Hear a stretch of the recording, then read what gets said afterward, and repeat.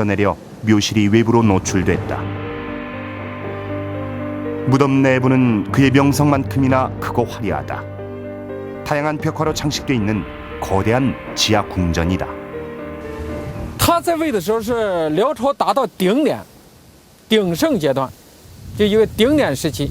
他在位的时候，他不单是对高丽人发动战争最剧烈的时候，同时呢，也是对中原地区这种南北的南方民族、北方民族对抗达到一个最终解决的地步。像澶渊之盟，1004年的澶渊之盟的缔结，就是辽圣宗在位的时候。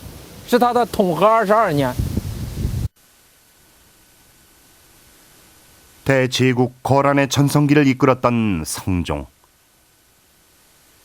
송나라와 맹약을 맺어 남쪽이 안정되자 그는 다시 고려를 넘보기 시작했다.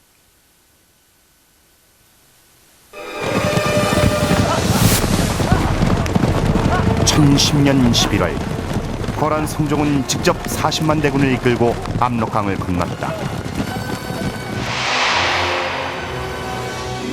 통주에서 고려의 주력 부대 30만을 격파하고 파죽지세로 이듬해 정월 초하루 개경에 입성했다.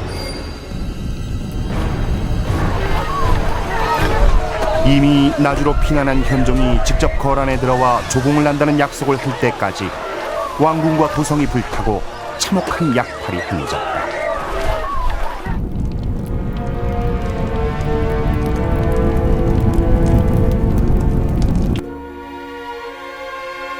그러나 수많은 인지를 포로로 끌고 가던 중 이미 정복했던 성들이 연쇄적으로 반란을 일으키며 퇴각하는 거란군의 발목을 잡았다. 거란군은 무수한 희생을 치르고 난 후에야 압록강을 다시 건널 수 있었고 고려 현종은 끝내 친조 약속을 지키지 않았다.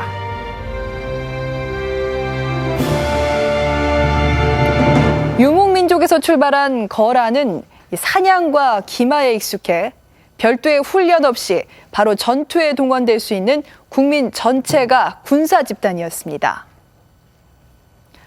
기동력을 극대화하기 위해 전투에 참가할 땐 병사가 3마리의 말을 끌고 나왔는데요. 활 4개, 화살 400개, 그리고 창과 도끼 등을 개인적으로 갖추도록 했습니다. 이 특이한 점은 전투병 1인당 1명씩 배치된 타초국인데요. 이들은 별도의 보급 없이 현지 조달을 원칙으로 하는 거란군의 약탈 전문 병사였습니다. 거란의 성종은 거란 제국 최고의 황제였습니다. 그의 치세 당시 거란 제국은 세계 최강이랄 만큼 막강한 국력을 갖고 있었죠. 하지만 그가 친정해던 2차 전쟁에서도 고려를 완전히 굴복시키지 못하자 자존심에 큰 상처를 입게 됩니다. 절치부심 끝에 드디어 거란 성종은 고려의 약점을 발견하게 되고 이를 격파할 비책을 숨긴 채 최후의 공격을 감행해오게 됩니다.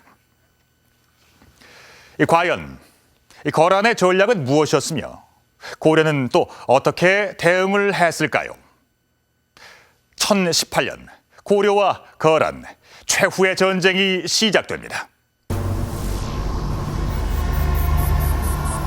고려 왕이 친조하지 않자 다시 한번 고려에 대한 대대적인 침공이 기획되고 있었다. 그간의 실패를 경험으로 청야전술을 펼칠 고려군의 허점을 찔러 속전속결로 개경까지 점령한 후 고려 국왕을 잡을 계획이었다.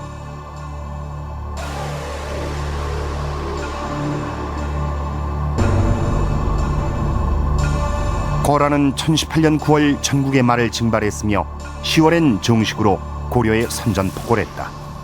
아주 대담한 결정을 하게 됩니다. 중간에 있는 고려군 성을 모두 포기하고 오직 개경으로 직진하는 방법입니다. 이것은 모든 보급로를 무시하고 오직 현지 조달해서 내려가겠다는 굉장히 과감하면서도 위험한 방법이죠.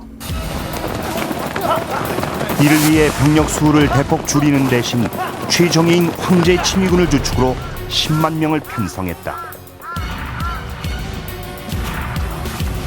그러자 고려는 강감찬을 최고 사령관인 상원수에 임명하고 20만 8천여 명을 국경에 배치했다.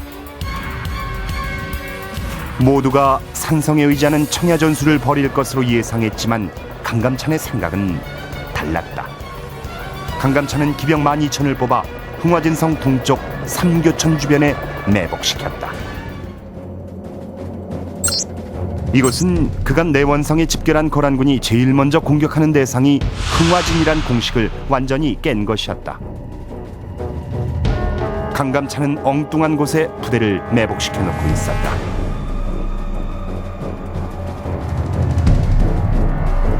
그런데 12월 10일 남하를 시작한 거란군은 흥화진을 뒤로하고 매복조가 있는 곳으로 기동했다.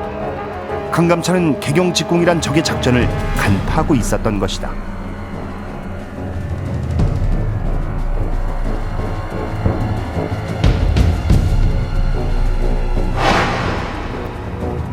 거란군의 대열이 도하를 시작하자 미리 준비한 대로 소가죽으로 엮은 둑을 터뜨렸다.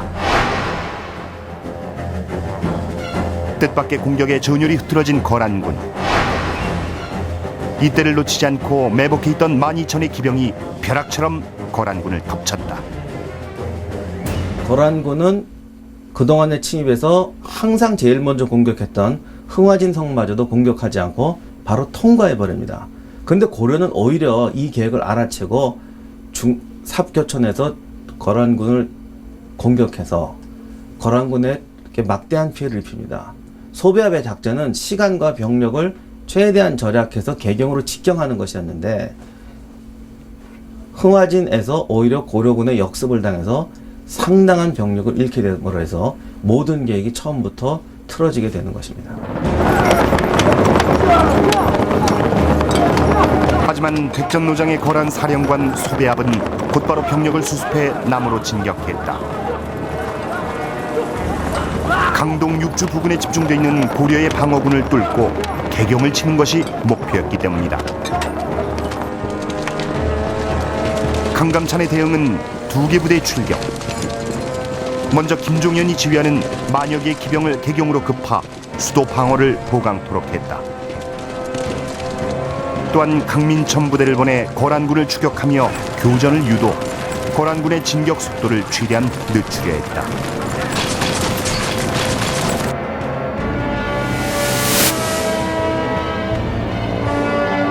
쫓고 쫓기는 추격전 끝에 고려군은 상당한 성과를 거두지만 결국 거란군은 집요한 추격을 뿌리치고 개경 부근까지 진출한다.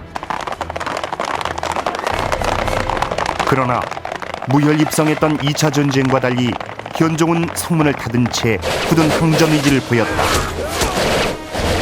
거란군은 금교역에서 선택한 기습을 당하며 적부대가 전멸하자 전의를 상실하고 만다.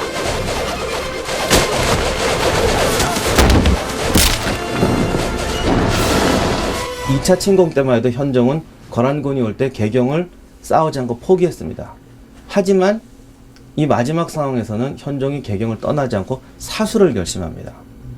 결국 개경은 도망가지 않고 왕과 주민이 일치 단결해서 사수를 결심하고 뒤에서는 고려군이 쫓아오고 거란군의 전투력은 저하되어 있고 결국 그 과감무쌍하던 소배합도 마지막 단계에서 개경 공격을 결정하지 못하고 후퇴하게 되는 것입니다. 개경 직공이라는 거란의 작전은 실패로 끝나고 말았다. 그러나 그것이 끝이 아니었다. 강감찬은 고려의 주력 부대를 귀주로 이동시키며 마지막 승부수를 띄웠다. 공교롭게도 고려군의 맹추격에 쫓기던 거란군이 선택한 퇴로 역시 귀주였다.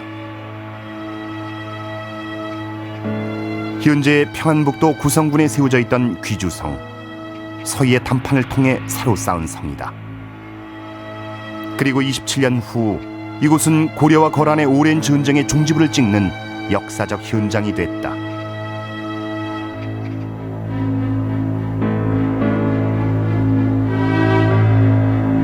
그러나 강감찬은 성을 버리고 벌판 한가운데서 거란군을 맞이하는 전혀 새로운 전술을 선택했다. 거란군과 고려군이 우연히 마주친 것이 아니라 강담찬의 전